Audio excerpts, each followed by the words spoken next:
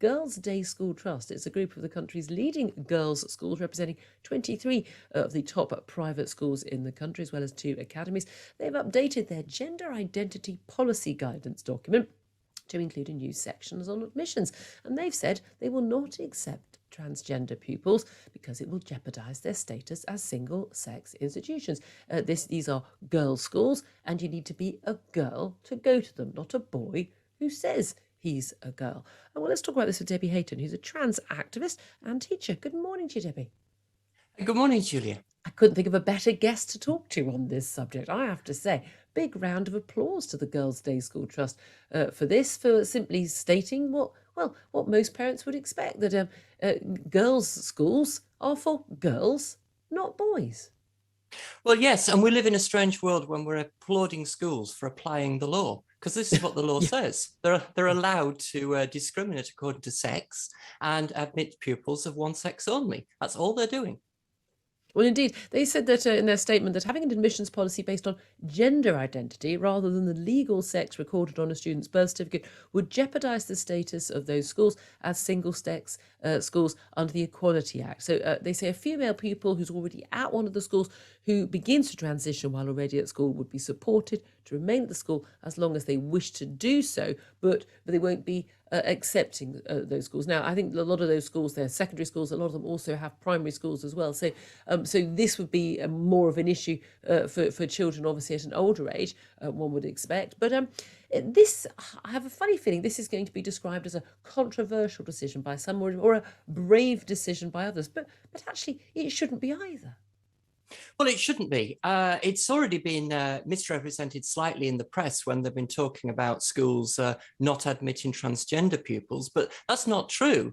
And you mentioned about a girl who decides to transition staying in a school. Well, that's fine because she hasn't changed her sex. Yeah. Yes. This is the issue, that we don't change sex. If we accept that basic biological truth, then this problem is not a problem at all. It's straightforward.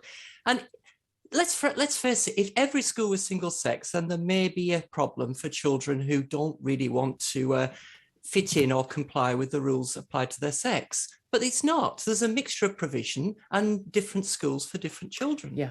Indeed, I mean, again, my daughter's at a girls' school. I went to a girls' comp, and yeah, certainly, there aren't boys' toilets. They're not there because there aren't any boys at those schools. So these things make sense. But do you think this is the start of not a backlash, but of organisations realising that this is these demands that we've seen from a small minority of trans activists, many of whom, by the way, are not trans themselves, as you are. They're not representative of trans people who just want to live their lives.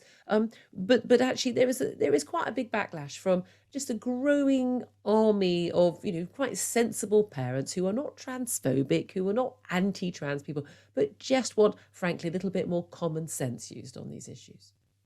Well, these groups have been remarkably successful, haven't they? They've been able Haven't to they? take charge of policy, install what has been called Stonewall law instead of the real law. They've had the remarkable success. But hopefully now, groups such as the Girls' Day School Trust are able to come out and apply a little bit of common sense and say, actually, this is what the law says, and this is what we're going to apply. How Yeah. remarkable is that?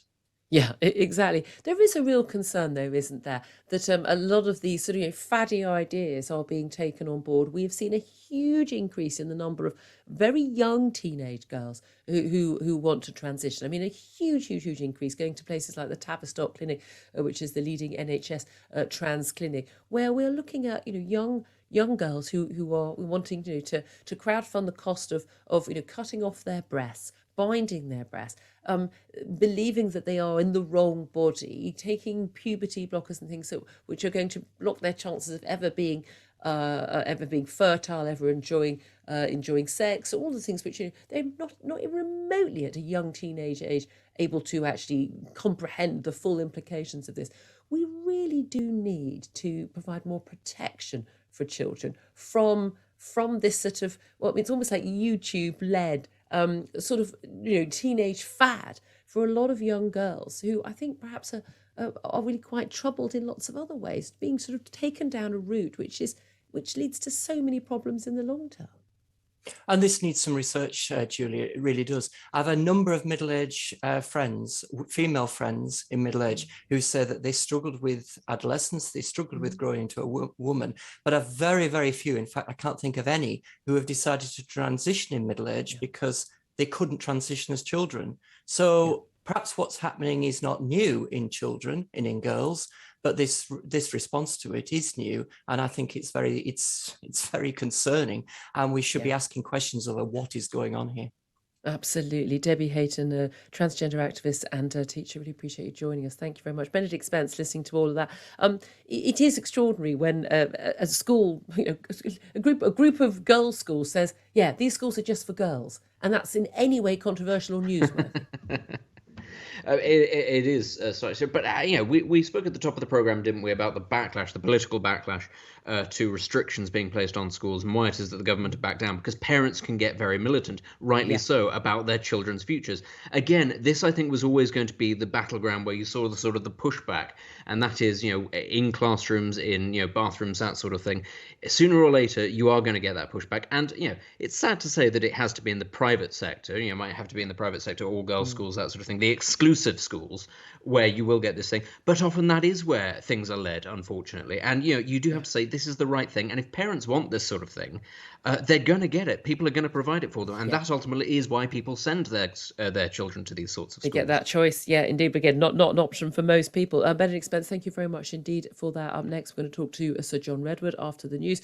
We'll also be talking to royal biographer Angela Levin about all the pressure on Prince Andrew after Ghislaine Maxwell, of course, was found guilty last week, and the publication of that deal that was done, that document deal between Jeffrey Epstein and Virginia Giuffre, the woman who accuses Prince Andrew of sexual assault, which of course he denies. We'll talk about all of that coming up. This is Talk Radio.